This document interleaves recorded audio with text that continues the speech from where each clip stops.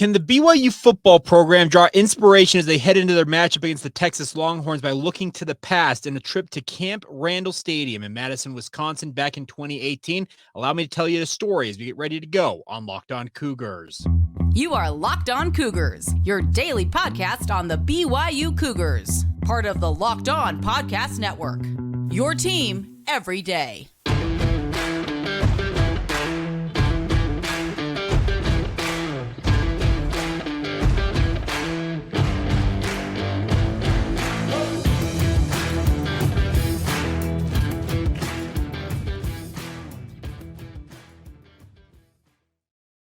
What's up, everybody? I'm Jake Hatch, your host here on Locked On Cougars, your resident BYU insider. Thank you for making Locked On Cougars your first listen of the day. Thank you to all of you who are everydayers with us right here on the Locked On Podcast Network. This is your original daily podcast focused on all things BYU sports, and a big thank you once again for making it a part of your day. Today's title sponsor is our friends over at FanDuel. This episode is brought to you by the FanDuel Sportsbook, the official sportsbook of Locked On. Make every moment more. Right now, new customers, you get $5 and get $200 back in bonus bets guaranteed. Visit FanDuel.com/locked on to get started today. All right, let's dive right in. And as promised, I want to tell you guys a story. Now, let's travel back to 2018. And this was a game BYU was headed to Camp Randall Stadium. And I vividly remember where I was at for this game because back in those days, I was still doing sports radios. Most of you know I work for the KSL Sports Zone in Salt Lake City, Utah. And at that point, I was still producing DJ and PK.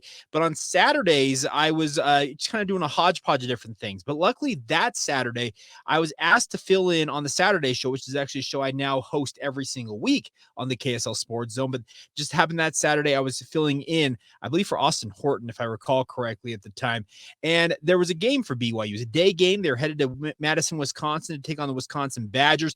Cougars were 1-1 on the season. They had beaten Arizona to kick off that year and then had struggled in a loss to Cal the following week at home. And obviously heading to Camp Randall Stadium to face off against the 6th-ranked Wisconsin Badgers.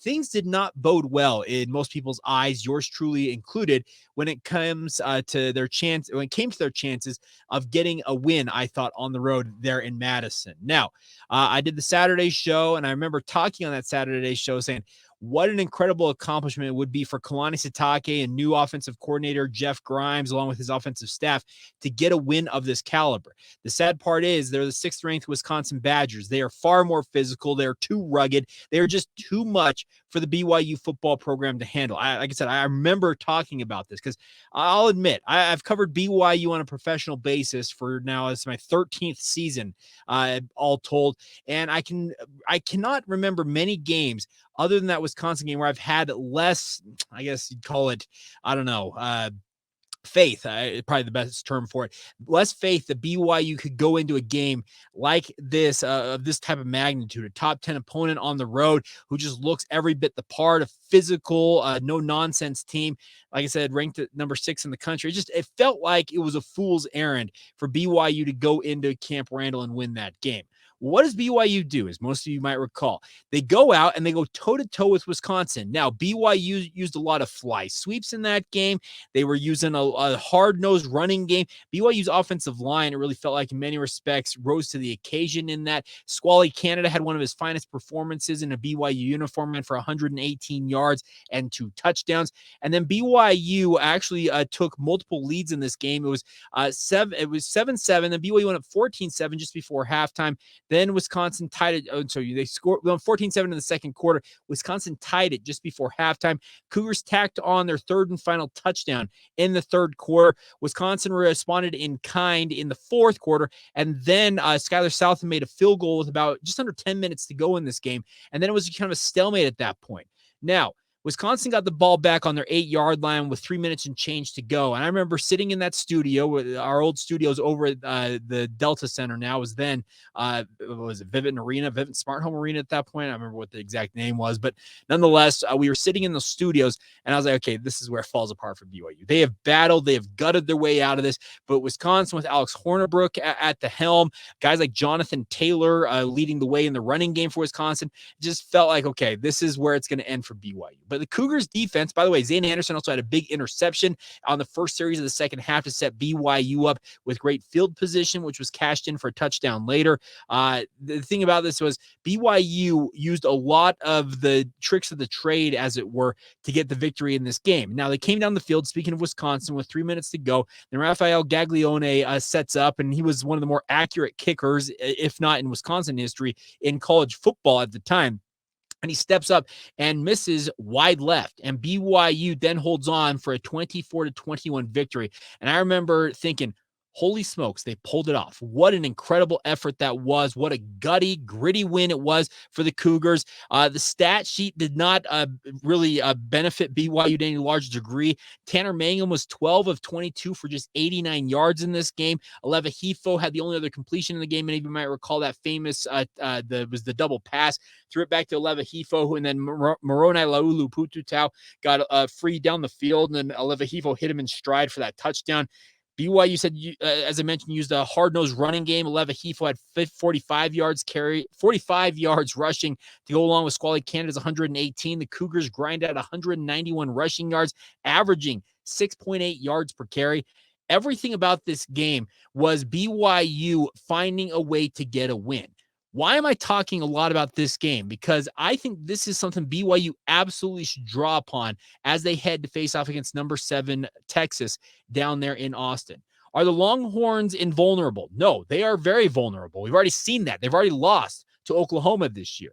This is a Texas team, and we had Chip Brown from Horns 24/7, part of the 24/7 Sports Network, on my radio show on Tuesday to talk about Texas, and he believes that BYU should use their passing game and use a lot of mesh concepts. What I mean by mesh is crossing routes across the middle of the field to confuse Texas. He said that's one thing that was very heavily utilized by Houston, as the Houston Cougars gave the Texas everything it could handle last week. So I'm not saying it's out of the realm of possibility for BYU to go into Texas and win this football game. And in all honesty, it wouldn't be out of the ordinary, because BYU under Kalani Sitake has had multiple moments where they've absolutely risen to the occasion and notched big wins when everybody was counting them out. They're anywhere between, I saw 16 and 20 and a half point underdogs in this game against the Texas Longhorns. Are the Texas Longhorns of this ilk, are they probably a more overall talented squad than Wisconsin? I would say that. They're probably more faster, more athletic, but does not mean that BYU should fear going into that environment down there in Austin thinking, you know what, we got no chance. Let's just go enjoy the environment, 100,000 fans, all the burnt orange, all that stuff. Let's go enjoy it and obviously move on our way.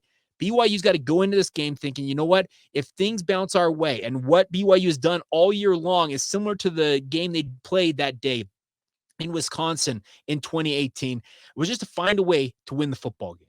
Simple as that. 120 passing yards, 191 rushing yards in that game against Wisconsin. What do those stats sound like? Those sound like the stats last week against Texas Tech, and that got the deal done for BYU. Yes, you have to get turnovers. You have to be fortunate in terms of taking care of the football in your own right. You got to get a push against what will be a very, very talented defensive front for Texas. But Wisconsin was considered to be one of the more talented defensive fronts when BYU played them back in 2018. So Kalani Sitake, yeah, a lot of your players, if I don't think a single player for BYU was on that team that went to Wisconsin and won this game that is still on the roster today. But I would tell my players, if I'm Kalani Sitake, look at this game, watch this film, and watch how we did this. We found a way. That's all you got to do. Just find a way to win this football game. I'm looking forward to seeing how BYU does. Obviously, I'll be tracking it. I'll be doing a BYU pre- and post-game coverage for the KSL Sports Zone as well. So tune into that. I also have my Saturday show on Saturday morning if you want some extra insight as we lead up to that game. So a lot of the circumstances seem to be very, very similar for BYU. Looking back, and by the way, this is that Wisconsin game, as I've mentioned before, if you haven't heard this already on the podcast. The last time BYU played a top 10 ranked opponent on the road was that game at Wisconsin. So BYU's got history of going into crazy environments, places where they are not expected to succeed and perform, and they have found a way to grind out victories. I would, if like I said, if I'm Kalani Sitake, I'm pointing to that. I'm showing the guys the highlights of that film against Wisconsin. Say, this is what you guys are. This was a similar circumstance with that team. You guys find ways to win football games. Let's go find another way to find a way to win this football game, shock the world, and get to bowl eligibility and get to 6-2. If BYU wins this game against Texas, it would not surprise me to see the Cougars ranked next week, even in spite all of their flaws. We'll see what happens. I'm thinking about this all week long. I said, you know what? There are so many similarities to these two squads, the 2018 BYU football program and this 2023 version of the Cougars. And they both have an opportunity to do something really, really remarkable with a potential top 10 win on the road. And more impactfully in this one, in this circumstance, it would put BYU right in the race for the Big 12 title. They'd have 3 conference wins already with 4 games to go. Who knows what kind of role BYU could play down the stretch if they were to pull something like this off. We'll see what happens. I'm looking forward to it, but absolutely, BYU should draw inspiration from the past as they look to the future in a huge matchup against the Texas Longhorns. Now, a guy who I think embodies a lot of this after my conversation with him, we're going to talk with next. Crew Wakley. Had a great chance to catch up with him after practice yesterday at BYU. Really, really impressed with this young man. You guys are going to enjoy this conversation. We will get to that coming up next right here on Locked On Cougars. Now, a quick word on our friends over at Jace Medical. Now, we've been talking about Jace for a couple of weeks now, and what it is all of us know that the world's a little bit crazy right now. There's unrest in the Middle East, there's fires in Hawaii, hurricanes and tornadoes all over the United States, if not beyond that, earthquakes and more, and all of them can lead to supply chain shortages for medications and the inability to get medications in a timely manner if you need them. That is the solution of what Jace Case is bringing to you guys. The Jace Case is a personalized emergency medication kit that it contains 5 essential antibiotics that can treat the most common and deadly bacterial infections. The best part is you can customize your case and add additional life-saving medications based on your unique needs. It's simple as that. They offer customizability for your Jace Case with dozens of add-on medications.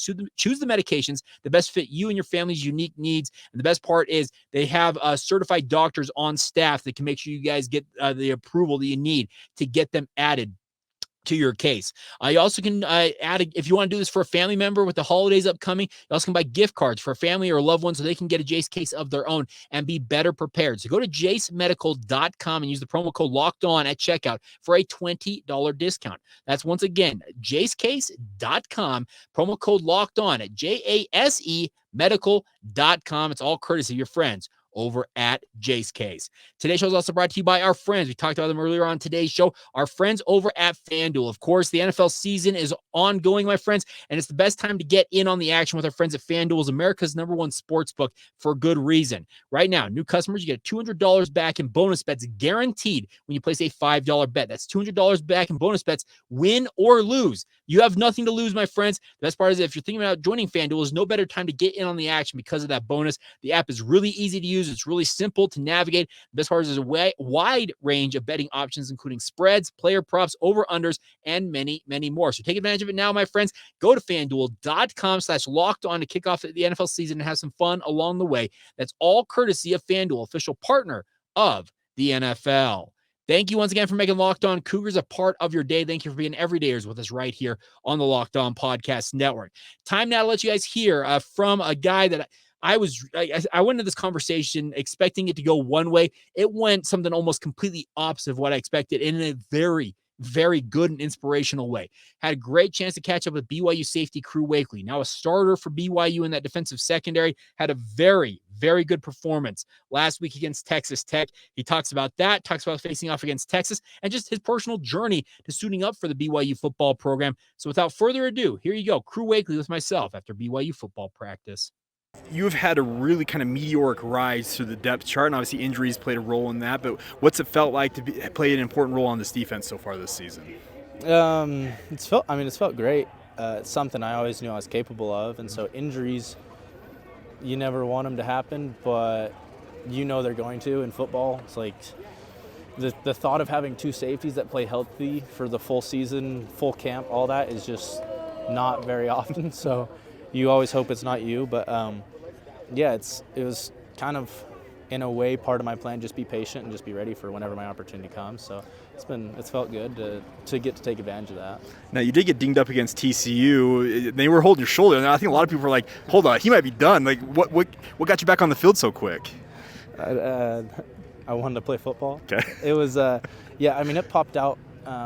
I just landed on it goofy. It just had popped out of place. I'd seen a lot of people pop their shoulder out of place, and so I knew it wasn't going to be anything too crazy. I didn't feel anything tear, and so the docs, they popped it back in, and they wouldn't let me go back in that game, even though I felt like I could have, which of course, they're smart, that's their job. But they were talking to me. They're like, this is usually a couple weeks. Like, the good news is you won't be done for the season. I'm like, what are you talking about done for the season? Like, we got a game next week. So that was always my mindset, is just do it and trust in what they have me do here with the rehab and all that. But it hasn't been an issue for me. So. What'd you make of the Texas Tech game overall? It was fun. They were a physical team. That running back was really good. My neck is still a little sore, so we're still. I think today I finally started to feel like a little loose in my neck.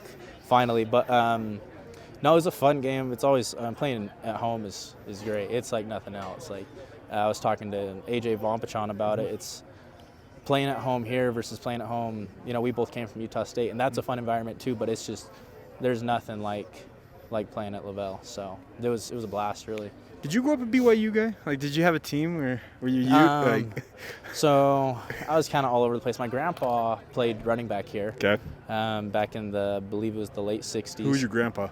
Ron Wakley. Okay. So I always liked Utah State. Always cheered for Utah. If BYU and Utah played, it was like I didn't really have it was probably more of who do I know that's irritated me lately that I want to talk some heat to after the game. So I didn't really have like this is my school I need to go to. I want to go to this. And then once I got into high school, I was actually kind of frustrated that BYU wouldn't recruit me. So then I was, no, I don't like BYU. But obviously different staff and all that. So and I love Coach Kalani. So it's been good. I'm a BYU fan now. So you played offense primarily in high school. What necessitated the change to defense? Was just how you were recruited? Like what caused that? Going through my recruiting, I kind of get made fun of because if you watch my my senior year highlights, I had kind of known everybody was recruiting me as a safety. Okay. Like even when I signed Utah State, I signed as an athlete. Okay. And so I didn't put a lot of throwing plays. And they're like, you didn't even throw the ball. I'm like, look at the stats. I promise I threw the ball, right? But yeah, I just knew, just based off what all the coaches were saying, they're like, you're an athlete. The way you play is awesome. So we need to consider you at other positions, and I was cool with it. I just like football, so I mean, if they wanted me to play quarterback right now, I'd go do it. But I just want to be on the field, so I don't really care what position I'm playing. And Coach Hill's made safety really fun for me because he's helped me understand the position and how to be successful at it. So I've loved it. Why did you decide to leave Utah State and ultimately pick BYU? I left Utah State and I was gonna be done with football. Okay. I had a job. That was that. Like I was on to the next thing. I'm married. Like that's usually what, life. For some reason, when you get married, that's your first thought. It's like, oh yeah. Life changes. We can get started in life now. But then it was just like football season came around and I was making good money. But I was like, dude, I need to play football again. So I just hit up Coach Fessy, and I was like, and I knew. So I looked at it from an analytical perspective. I'm like, okay, if I want to go to the next level, like if I'm going to go back to football, I need to make it worth my time. If I want to go to the next level, I need to be somewhere where they will play white kids. Like, just being completely honest, I'm at a disadvantage there, right? Yeah. So I'm like, okay, BYU, right? Somewhere where they're putting kids in the NFL. And I'm like, if I can just get on the field at BYU, I'm playing Big 12 football. So you play well against Big 12 teams. And that's just kind of the thought process behind everything. And I knew Coach Fessy because he recruited me to Weber out of high school. So I hit him up and I was like, hey, can I get on the team? I'll pay. I don't need a scholarship, nothing. Just if I can get on the team, that's cool. He's like, all right, cool, you can come. We'll have you on for spring ball. And if you do well, we'll keep you for the fall. So I'm like, all right. So that was that. And then I found out Coach Hill got hired a little after that. And so now I'm here, and that's kind of how I got here. So okay, very cool. You talk about playing against Big 12 opposition. It doesn't get much bigger than Texas. What do you make of the matchup against the Longhorns? I'm excited. And I've been talking to the dudes about this too. That's a team you grow up watching. Like when you think of college football, Texas is one of the top teams. Comes to mind that burnt orange, and so there's not. If you can't get excited for this game, there's something wrong with you, you know. So it's cool because I don't feel. I mean, they're gonna have great athletes. They're a great football team, but I've gone into big games before with teams where you kind of feel like you're outmatched, and I don't feel like that's the case here. And I think that's the feel throughout the team is we can compete with these guys, and we expect to win. I would, not go into the game if I didn't expect to win, but it's like really the word that comes to mind is just exciting. I can't wait. I'm already kind of just ready to play. So I kind of can't sleep at night a little bit already. But yeah, that's it. I'm just excited. Have you ever been to DKR Memorial Stadium? I've not. I've heard it's awesome. Okay. What is that? 100,000? Yep. There we go. And it's loud. I've been there twice. Yeah? It is as loud as they say it is. So they say hopefully it's quiet on Saturday. and I've talked to some of your teammates who said that's the best part about going on the road is quieting that. Yeah. Is that kind of motivation for you as well? Yeah. I mean, I got an interesting take on motivation, but I love it. I love there's nothing. I mean, it's never good if it's really loud there because that means that something probably bad happened to us. Yeah. But you got to enjoy it. That's college football. Mm-hmm. That's part of the process and part of everything. Bad things will happen. Maybe they score a touchdown. Maybe they get an interception. Whatever. It's that's part of the game. So enjoy it, and then get on to the next play. Try to quiet the crowd on the next play. But I don't know. I guess you can call it motivation. I enjoy it all. I just love it. So you should embrace it. Yeah, that's a good word. It's something that Kalani's talked about. So the funny thing is, the last time BYU played a top 10 ranked team on the road was 2018, number 6 Wisconsin. People thought they had no chance to go and win that game, and there were a lot of people in that game. I vividly remember this. On the broadcast, BYU players were dancing around during between the third and fourth quarter. They came back on the broadcast, and they're like, these players are just embracing the moment. And Kalani's talked about that multiple times. He encourages his players, and he's actually used it with you. Just embrace what you're doing here. Yeah. Oh, I the way Coach Kalani goes about things is awesome. It makes it so fun. There's never he doesn't. I've been places where you got to be tense before a game, no talking, no having fun, no dancing, and he's the exact opposite. He's you're in your best state when you're happy, when you're feeling good, and so dance, sing, have fun, embrace the crowd, and yeah, I don't know, it makes it, for me, that's the way I roll. I'm a loose guy. If you see me, I'm dancing, I'm smiling, I'm having fun when I'm out there, because there's nothing, football's fun, and if you make it bigger than it is, it's not fun anymore. So he does a really good job of embrace everything and enjoy it throughout the process, win or lose. There's nothing more fun than winning, but don't be miserable while you're doing it. So, well, Crew, I think it's a good place to end it, and thank you for taking the time. Yeah, for sure. Appreciate you. There you go, Crew Wakley, BYU safety. And like I said, I was really, really impressed with that young man. Interesting to hear him talk about his journey. He was working out in the professional field. He was married, decided, you know what, I got the itch. I got to continue to play football. And boy, has it worked out for him. You heard him talk about the fact that he wants to play Big 12 football and he wants to get himself on the radar, potentially playing at the next level, etc. Well, he's been taking advantage. He has not been taking advantage. He has taken advantage of his opportunities presented to him. And I got to tip my cap to that young man. I really, really enjoyed getting to know him. And I think he's a great ambassador of what BYU is all about. You heard him talk about the fact that his grandpa was a BYU running back and he's got BYU in his veins, but kind of rooted all over the place and went to Utah State. But very excited to have him suiting up for BYU. And like I said, he's coming off maybe his finest performance against Texas Tech of the season. And that comes just a week after, remember, that boneheaded mistake he made on the sideline with that 15-yard penalty against TCU. But really, really enjoyed Crew. He's got some great insights. And by the way, check out his podcast, Laced Up Podcast. Him and Ben Bywater are currently co-hosting it. He does a great job with that. He has a lot of his teammates on to talk BYU football and life and all kinds of fun stuff.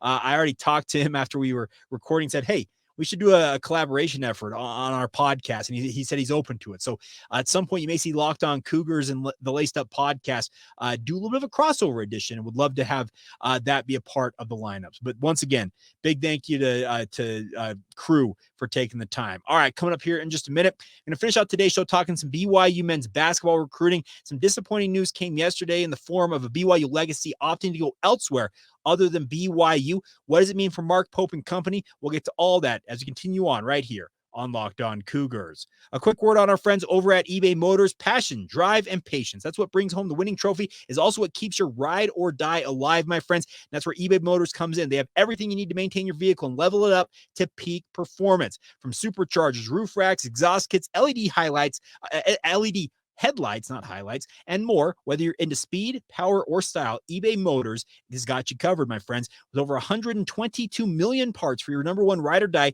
you always find exactly what you're looking for. And with eBay Guaranteed Fit, your part is guaranteed to fit your ride every time, or you get your money back. Simple as that, my friends. Because with eBay Motors, you're burning rubber, not cash. With all the parts at the prices you will want to pay, it's easy to turn your car into the MVP and bring home that W. Keep your ride or die alive with our friends over at ebaymotors.com. It's all courtesy of eBay Motors. Eligible items only. Exclusions apply, and eBay Guaranteed Fit is only available to U.S. customers.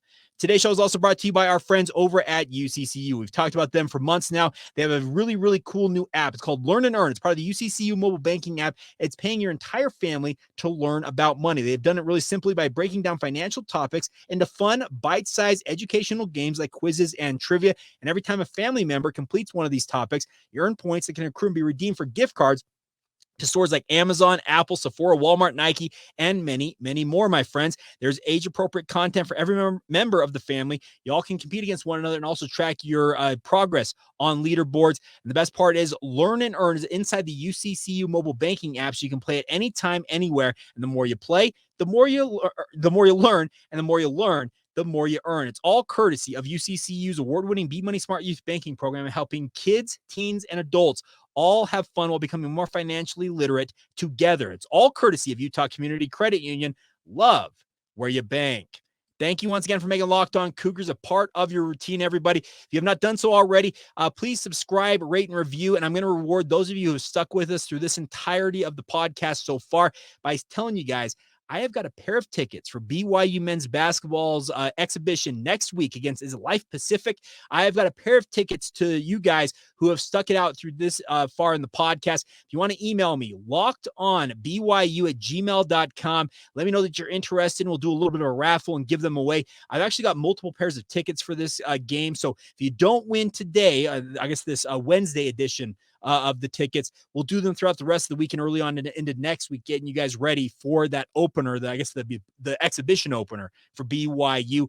So stay tuned for that. But if you'd like to go to that, email us lockedonbyu@gmail.com. Express your interest, and we will do a raffle and we'll send you a pair of tickets to go out and watch BYU basketball, because unfortunately you're not going to be able to do that tonight, because BYU made the announcement yesterday that they will not be having their blue and white game, their annual intra-squad scrimmage at the Marriott Center tonight. It was scheduled to be played in the friendly confines of the Marriott Center. 7 o'clock, I think it was the anticipated tip-off time, but BYU sent out a very terse and short press release saying it had just been canceled.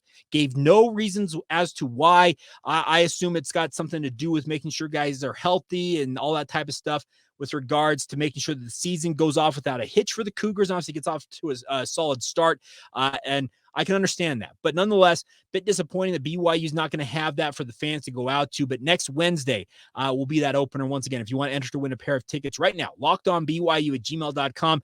Pause the podcast, open up another tab, do whatever you got to do. Send us an email, and we'll enter you to win, and we'll announce that winner, and we'll contact the winner later on today. All right. Final couple of notes. Is other disappointing news for BYU men's basketball came yesterday by Brody Kozlowski from Corner Canyon High School, announcing that he is committed to the USC Trojans.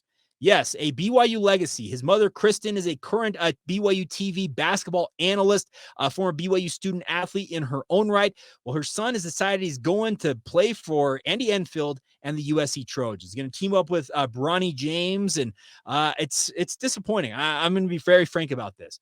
He seemed like the home run. There were 4 high-level targets BYU had been going after in this recruiting cycle. Malik Diallo recently committed to TCU. BYU missed out on him after he had the Cougars in his Final Five.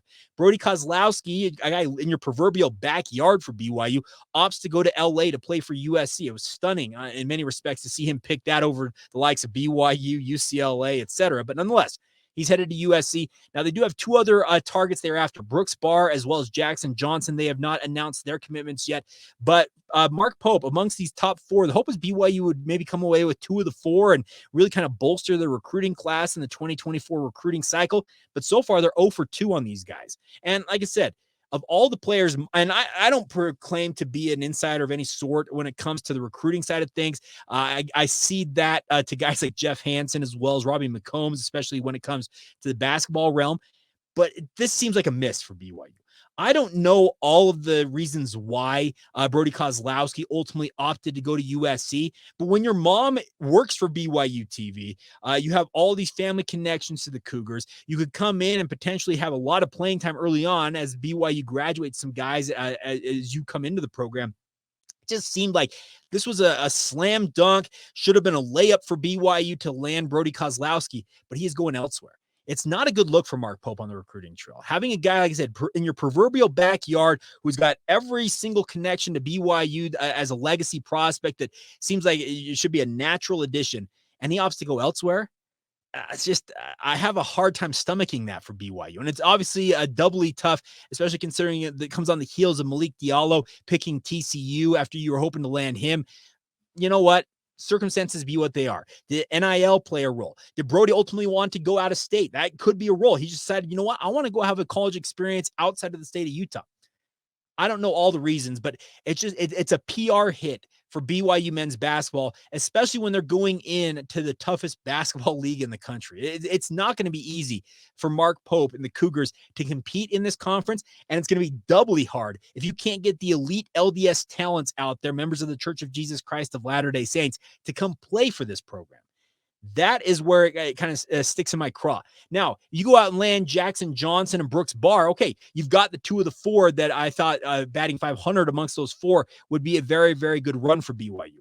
But to start out 0-2, not necessarily the best look. And obviously, we'll continue to track this. But you would have liked to seen more, not more, but you would have liked to seen BYU succeed in at least one of these two recruiting battles. But unfortunately, once again, they've come up empty thus far. All right, a couple other notes real quick is congratulations to BYU women's soccer.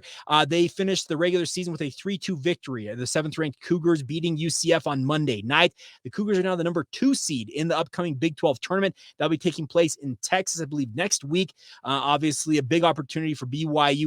According to all the metrics, they are very firmly going to be in the field for the NCAA tournament just by virtue of being a top 10 ranked team and the run they have made in the Big 12. It came down to the final matches of the season for Texas Tech. Had Texas Tech lost in the regular season finale for them, they actually would have finished second, and BYU would have won the Big 12 regular season title outright. Alas, the Red Raiders did win and collected that title, but the Cougars, very good season for them and ranked 7th in the country, as I mentioned, finishing second in the Big 12 in their debut season.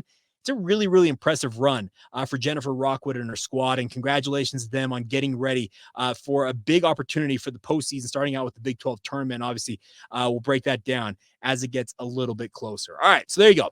That is everything I got for you guys on this Wednesday edition of the podcast. So hope you guys are all doing well. Once again, if you want to win a pair of tickets to BYU's exhibition opener next Wednesday night, email us, lockedonbyu@gmail.com. We'll get you entered to win. And obviously, we'll continue to give away. I've got extra pairs of tickets. Thanks, by the way, I should say extra pairs of tickets. Thank you to listeners out there who have very generously offered up their tickets. And but the thing about this is it's not just that game. There are multiple games here in the first month of the season that multiple listeners who are not going to be able to use the tickets said, Jake, I'd love for you to give them away to people who are not able to go to basketball games normally or don't have tickets, that type of stuff. So big thank you for the support. The community that we're building here on the podcast is absolutely phenomenal. And by the way, just a little bit of a teaser ahead. We're going to have a new way for you guys to interact with myself. I guess call it offline. It's still online, but just it's away from the podcast. It'll be a really, really fun feature. We'll be announcing that in the relatively near future. So stay tuned for all of that right here on the podcast. But big thank you once again for making Locked On Cougars your first listen of the day, everybody. Hope you're all having a fantastic Wednesday whenever you hear this. Thank you once again for being everydayers with us here on the show as well. And until tomorrow, my friends, a crossover edition, by the way, with Locked On Longhorns coming up on tomorrow's podcast. So stay tuned for that. It's always everything BYU every single day right here on the Locked On Cougars podcast. See ya.